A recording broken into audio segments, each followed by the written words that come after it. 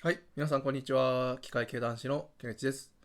今回はですね、原田マハさんが書かれた楽園のカンバスを紹介していこうと思います。で、僕自身にはですね、原田マハさんの作品はこれで2作目でですね、1個前にですね、本日はお日柄もよくを読んでたんですけども、この2つの作品を読んでね、原田マハさんに対しての、印象ってのは、なんかね、物語の人が動く時とか、人がね、決意を固める時とかに、なんか物音がするんですよ。椅子がね、ガタンとなる、人が立ち上がって椅子がガタンってなる音とか、そういう風に書かれてない時もあるんですけども、なんかね、音がするんですよ。人が決意さす瞬間とか、なんか物語が動くなっていう時に、そういう物音が聞こえるような感じ。実際に明記はされてないけども、物音が聞こえるとか、もしくは逆に、物音をあえて書いて、それによって、あ、この人の決意が固まったなって、動き出すなっていうのが分かるような、そんな描写がね、印象的かなっていうイメージですね。で、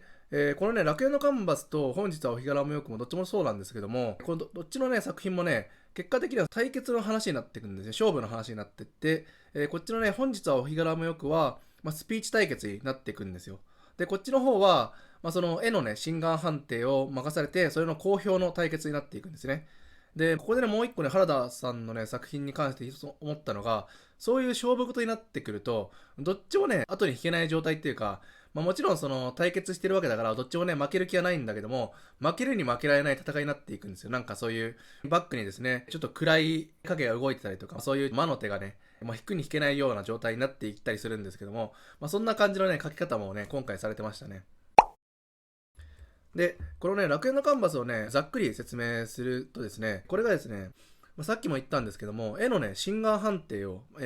好評対決になっていくんですけども、この表紙にも使われているこの作品はですね、ルソーの書いた夢っていう作品ですね。これが現在の MOMA のニューヨークの近代美術館に実際にあるものですけども、で、今回シンガー判定するのはこの夢っていう作品じゃなくて、もう一つね、架空の作品なんですけども、伝説のコレクターって言われてるコンラート・バイラーさんが所有している作品で、それをね、シンガー判定を、2人の研究者にお願いするんですね。その2人の研究者っていうのが、1人は日本人の女性のルソーの研究者で、もう1人が MOMA の、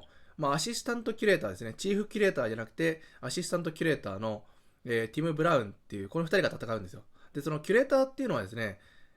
簡単に言うと、そういう展示会、ルソー展みたいのがあるときに、いろんな美術館に掛け合って、この作品、この絵をですね、貸し出してくれませんかっていうのを交渉をするような人がキュレーターっていうんですね。で、実際にはですね、その多額のね、お金を積めば、どこの美術館もホイホイ貸してくれるわけじゃなくて、やっぱりその絵をね、失うリスクとか、輸送のリスクがあるわけなんで、やっぱりこの絵をね、大事に扱ってくれる人とか、この絵のことをしっかり分かってる人にしか貸し出さないよっていうような感じで、そういうね、交渉力が求められるのがキュレーターなんですよ。だから簡単にその美術館側がね、公共展を開く側がお金をどんどんつぎ込めば、いろんなとこから絵が貸し出されるってわけじゃなくて、実際にはキュレーターの、絵の知識とか交渉力っていうのがすごい大事になってきて、その公共展の出来も、キュレーターにかかってるような感じなんですよ。その日本人研究者と、キュレーター、アシスタントキュレーターが戦う公表対決をするものなんですけども、で、これ面白いのがですね、普通絵のですね、心眼判定って言ったら、この絵をよく見たりとか、サインが合ってるかどうかとかって、あとはその X 線検査をして、贋作じゃないかっていうのをしっかり見極めていくのが心眼判定なんですけども、コンラート・バイラーさんですね、コレクターのコンラート・バイラーさんが提示した条件としては、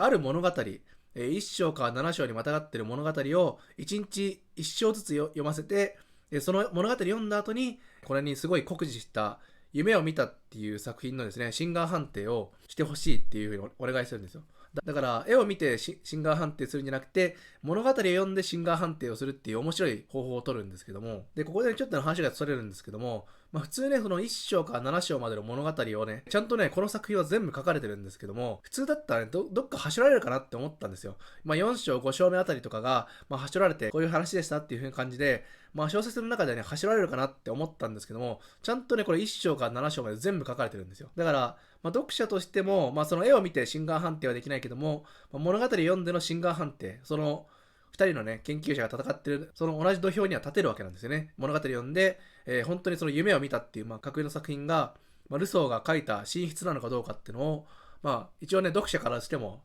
心眼判定できるような設定になってるんですよね。で、なんでですね、そのコンラート・バイラーさん、伝説のコレクターって言われてる人が、なんでそういう方法を取ったか。あとはですね、コンラート・バイラーさんは伝説のコレクターなんで、同じルソーの作品でもいろいろとね、世に出てないような作品でもいっぱい持ってるわけですよ。ルソーの作品だったり、ピカソの作品ってのをいっぱい、所有してるわけなんですよね。で、なんで今回そのコンラート・バイラーさんが、ルソーの作品の中のさらにその夢を見ただけをシンガー判定をしてほしいって言って、2人の研究者を呼んで、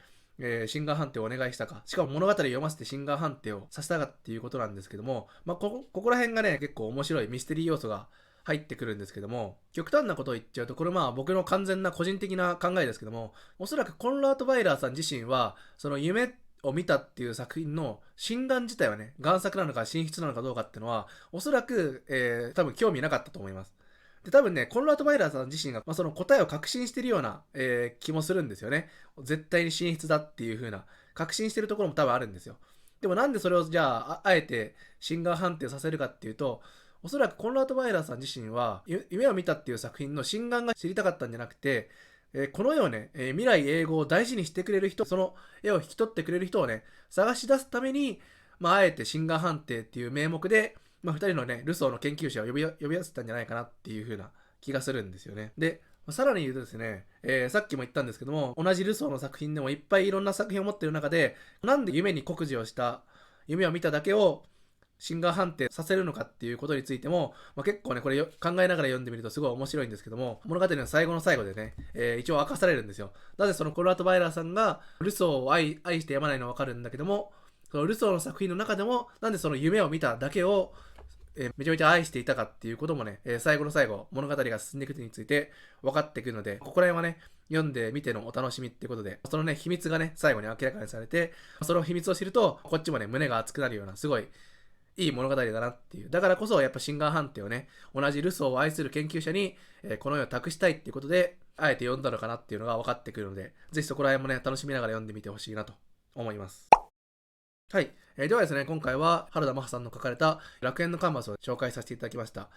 さっき言ったなんでコンラート・バイラーさんが、この絵をね、固執したかっていうのを考えながら読むと、ミステリー要素がね、面白く際立ってくるので、ぜひね、そこら辺も考えながら読んでみてほしいなと思います。はい。それではですね、今回の動画はここまでになります。ご視聴いただきありがとうございました。また次回の動画でお会いしましょう。バイバイ。